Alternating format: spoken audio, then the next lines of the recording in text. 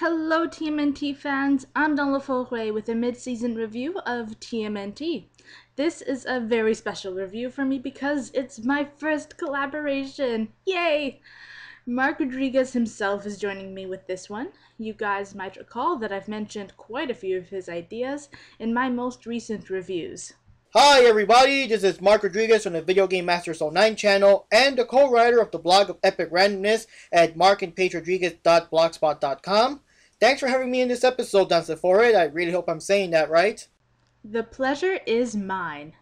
Mark, what were your initial thoughts about the show? Well, at first I had my doubts because the turtles looked young and the show was on Nickelodeon. I was afraid it was going to be too childish and too silly for me to take seriously, but I was surprised at how interesting the characters were and how incredible the animation looked. I liked that the turtles actually retained their martial arts skills and ninja stealth tactics. Extra little details like the use of real ninja smoke bombs and Mikey being able to turn his nunchucks into kusarigama just added to it. And I really like how their pupils go white when they start fighting to make them match the Mirage comics. I know what you mean. I didn't know whether to love or hate the show when I first saw the animation and a teenage April, but I'm glad I gave it a chance. It's great that the creators of this show were very respectful to the previous versions while making their own spin of the story. They've made a few risky decisions, but they've paid off thus far. The best thing about the 2012 show is that it's very realistic, while considering the fantastical elements about it. The technology is made of scraps, exactly what you'd expect to find in a sewer. The teenagers act like teenagers, not adults. Also, it's great that we're following the turtles from the very first time they went topside. We're getting the backstory of these iconic characters firsthand instead of in some kind of flashback. Do you feel the same way? What did you like and what did you dislike about the show thus far? Well, I'd like to say that I agree about the part of showing the turtles actually starting out. Even in the first issue of the Mirage comics, the turtles were already seen as highly trained ninja masters. I like how we see them still learning how to fight as a team in actual combat, and we even got to see their very first taste of pizza, because even in the 80s cartoon, since the first episode, they already knew what pizza was. I had my doubts on the teenage April, but I'm glad she turned out to be a lot more useful, and definitely not a damsel in distress. This version of Splinter is probably the funniest, always throwing in heavy sarcasm whenever he corrects his pupils' mistakes. My only general qualm with this show is consistency. Something brought up in one episode is quickly forgotten the next unless it's a major part of the plot or character. Prime examples are snakeweed, spider bites, Leo's Japanese, and his attention to the formalities of ninjutsu. I get it, it's tricky to coordinate the telling of a story when there are several writers involved, but it's possible for the writers to be smooth. In my opinion, the transition between episodes 9 and 10 was flawless, and I'd like to see that for the rest of the show. I agree with you with the lack of consistency. I hate that they never showed how April met Splinter and is just randomly chilling in the lair like it was Tuesday. I also hate how the fact that her father was kidnapped by the Krang is often forgotten or overlooked if the episode isn't about them. They only make April worry about her dad whenever the plot calls for it. It took as long as the Gauntlet episode to have April suddenly remember, oh yeah, my father's still kidnapped by aliens, isn't he? We should probably do something about that, right? Great point. Now that we've discussed the show in general, let's talk about the characters some more. I don't have many problems with the character development of the Turtles and Master Splinter. They didn't have the strong values about inner strength and family I'm used to, but that made sense considering that the brothers weren't exactly running on the wild side. Now, their teamwork improved drastically and they understand each other on a more fundamental level. It's been a subtle and gradual change, which I welcome. I'd definitely welcome more focus on Donnie and Mikey, though. Recently we've been seeing that, so I hope that will keep going. If it weren't for episode 12, I definitely would have demoted Mikey from heart of the crew to comic relief character. Yeah, episode 12 really did redeem Michelangelo. He was always the heart of the crew in the other versions and possibly the most human of the turtles. In the other versions, the turtles were always content doing whatever they do within their own world, but Mikey was always the one that just wanted to go out, party, and make friends in the human world as if he was one of them. My major complaint was that they basically made him the dumb one of the series. I'm glad the Leatherhead episode showed us that there was a lot more to him than just having a short attention span and messing things up all the time. Now, Raphael is an interesting case in this one. He is still the angry one, but not to the point where he storms off to be on his own like he did in the other ones. The surprising thing was the episode Turtle Temper when Leo tells him he should go home because his anger was jeopardizing the team, and he actually obeyed and went home. I still think Raph is a bit of a bully though, and he's always poking fun and shoving everybody around. Like in other cartoons, he would be always picking on Michelangelo, but in this one, he's picking on everybody. But he does have a pet turtle named Spike that does bring out his caring and more compassionate side. And yes, the mutant turtle owning a normal pet turtle is what my girlfriend Paige likes to call turtleception. Then we also have Leonardo, and I like how he aspires to be the hero, but isn't quite there yet. His devotion to space heroes and saying these random corny hero dialogue lines just makes him a lot funnier and a more interesting character.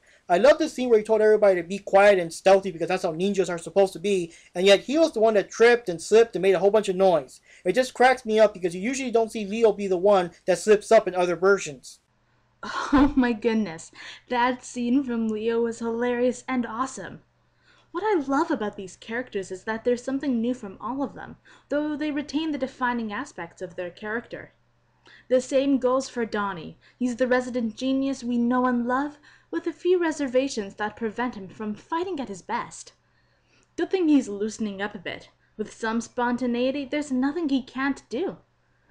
As for Splinter, he is a wise father and sensei for the turtles, but he's learning just as they are. There is no handbook outlining how someone's supposed to raise 4 mutant turtles, so he's making the rules as he goes. Most of the time he's right on, but he's slipped up once or twice. Not that I'm disappointed. I look forward to seeing him grow alongside his sons. I'm also very glad that the teenage version of April is working quite well for the series as she befriends the turtles and gives them a taste of her world. She's clever and quick on her feet, characteristics that make her a prime candidate for ninja training. We've seen this, quote, natural sensitivity in her, but that's shown itself only once thus far. I'd like to see her demonstrate that skill some more, but she probably has to conquer her impulsive nature first. She acts before thinking, and maybe that's where her sensitivity gets lost. On to the villains.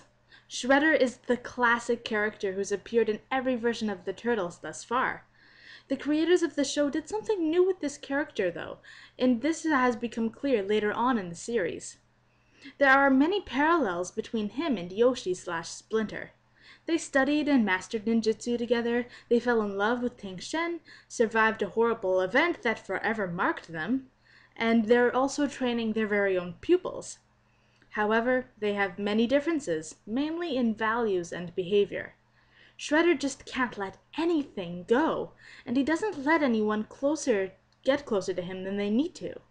After all, he has a fearsome reputation to uphold. And let's not forget his henchmen, Chris Bradford and Sever. I like how awesome these guys are in battle against the Turtles. What I really like is how the Turtles acknowledge how dangerous they are and how they continue to be threats in following episodes. Usually in other cartoons, the bad guys are all dangerous and unstoppable in their introductory episode, but then they become pushovers later on. But not these guys. In fact, Bradford became even more powerful as Dog Pound, but sadly, Sever is stuck swimming around in Shredder's pool until whenever he gets the mechanical legs that his action figure seems to have. And another weird thing I noticed is that Chris Bradford is supposed to be this super famous martial arts celebrity or whatever, or at least as it was in his first episode, and it looks like the world doesn't seem to notice that he suddenly disappeared whenever he became Dog Pound. I mean, they should have shown at least a news report saying that we are still looking for we're still covering the disappearance of Chris Bradford, martial arts celebrity. That's kind of weird. Now, the foot soldiers themselves, or foot ninjas, or whatever they call them in this version, sadly, they're just pushovers. And yeah, I know they're usually supposed to be the cannon fodder, just running around so the turtles look cool beating them up, but I kind of wanted to see them put up more of a fight in this version. A great point about Bradford's disappearance. I agree with you there, and about his awesome skills. I have my doubts about Zever, though. Even with mechanical legs, I can't imagine that he'll be much of a threat to trained ninjas as a fish. I look forward to being pleasantly surprised, though. In any case, the Krang deserve a mention because of their presence here on Earth. The entire season was spent trying to figure out what they're up to. All we know thus far is that they have this mutagen that isn't working properly, so they kidnapped or hired scientists to help them. Nothing about them has been good for humankind, so I bet this mutagen is something sinister. I said before that the mutagen is likely for making living weapons, but if that's the case, what brings the Krang to our dimension and our planet? And we also have Baxter Stockman. Not much to say about him except he's a lot sillier this time around. He's trying too hard to be a comic book supervillain, but that's part of his charm. It's different, but it works. And it's surprising they didn't start off with the Mousers in his first episode like he usually does. Agreed, but what can I say? He's a fresh take on an old character. Now, with the review coming out right before the return of new episodes, Mark and I wanted to share our thoughts about the upcoming episodes. But I'd say Mark knows more about them than I do, so I'll let him explain. Well, the new characters, we got the Rat King coming up, but I don't think we're going to say too much about him because you guys would have probably seen the episode not too long after seeing this video. We do have Kelly Hu announced as the new Karai coming this weekend, and we also have Cassandra Peterson, aka Elvira, Mistress of the Dark, voicing a scientist who will be interested in April's special gift. And finally we have Roseanne Barr as Krang Prime. I suppose it is she who is the leader of the ones they call Krang. Leader of the ones they call Krang? I see what you did there. I admit I didn't know who Roseanne Barr was until Mark told me about her, so I looked her up. She won't be the first comedian to play a villain on this show, but she's definitely got quite the history and controversy surrounding her. What I got from my informal research was that she was struggling to find her place in the world. Along the way, she made her fair share of mistakes and then some, but she had an important message of being true to yourself, and I completely respect that advice. Today, she seems to be on a healthy path, so I welcome her to the cast, despite her past. In my opinion, she wouldn't have been hired if her work wasn't suitable for the role, so I look forward to seeing what she does with Krang Prime. Speaking of Krang Prime, it's interesting that the character will have a female voice when the other robots have male ones. Many fans of the show compared Krang to colonial insects, so the fact that they have a queen is very appropriate. Moving on to Karai and her startling appearance. At first I thought she was another adult-turned-teen, but the more I stare at the Karai-Leo face-off, the more I wonder about her exact age. She's definitely older than the turtles, but not by much. If she is still a teen, it seems the creators want her to get under the turtles' skins. Her appearance will definitely help with that. Black and gold hair, a red mark on her right eyelid, which actually might be in honor of the Shredder, who is blind in his right eye. Well, this girl clearly gets what she wants and isn't afraid to do whatever it takes. What do you think, Mark? Her new appearance just threw me off. When I first saw the pic, I was like, oh, that's Karai. And then I said, oh, that's Karai? I heard she was going to be a rebellious team in this version, but rebellious to Shredder as well? I hope they don't go with the whole Shredder trying to raise a teenage daughter drama. There is one topic we have to brush before ending the video, and that's the possibility of Karai being Miwa. After seeing her badass appearance, I'm not sure if Karai could be the sweet and innocent Miwa I imagined. It would be an incredible twist for the Hamato family, though. Splinter put his human life behind him, so it would be bittersweet if Miwa ended up being part of his life once again. However, she would have been raised by the man who killed her mother, and that would make Splinter angry like his sons have never seen. I'm not sure if that's the sort of trial the creators want to put their characters through, though. Personally, I don't see why Shredder couldn't adopt a child or start a family with another woman who may have died by now. Your thoughts? Her design just leaves me speechless. Shredder might be sick enough to raise Miwa as Karai, but that would be a huge change of her character. I also don't want to see Shredder trying to raise a teenage daughter, and not only that, but can you imagine this weird, freaky version of Karai being the turtle's stepsister if she really was Miwa? That's a hard question to answer. On the one hand, I've definitely entertained the different directions the show could have taken had Miwa survived and met the mutant turtles. In all of those possibilities, though, Splinter raised her. Karai, as the turtle's stepsister, after being raised by the Shredder, is a different story because she's a character I haven't foreseen. I'll have to get used to her before I can make any call. That pretty much wraps us up for now. Feel free to comment on anything we talked about. Yeah, and for the question of the day, what was your favorite episode so far? And what are you hoping for in the future, including classic characters from the past?